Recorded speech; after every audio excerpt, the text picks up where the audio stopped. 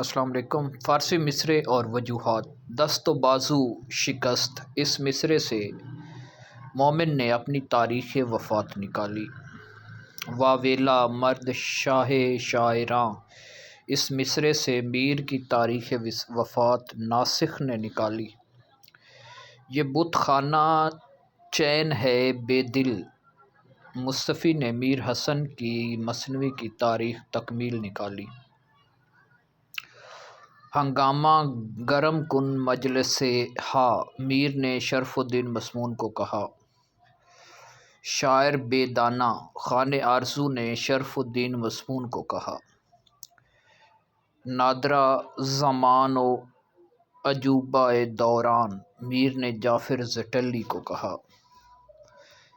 دریدہ دہن شوخ مزاج۔ لچھمی نارائن نے جعفر زٹلی کو کہا۔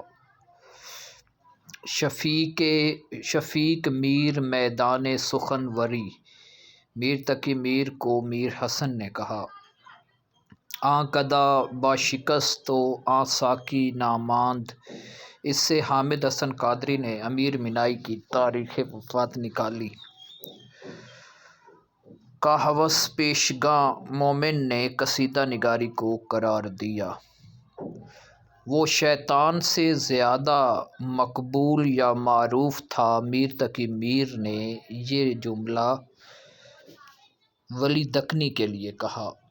تو یہ وہ جملے ہیں جو اردو ادب میں کسی کی نسبت کی وجہ سے یا کسی کی تاریخ وفات یا کسی کی تخلیق کے بارے میں جو مصرے کہے گئے یا کسی کی تعریف میں جو اردو ادب میں ضرب المثل کا بھی درجہ رکھتے ہیں، اس لیے ان کا تعارف ہونا بہت ضروری ہے۔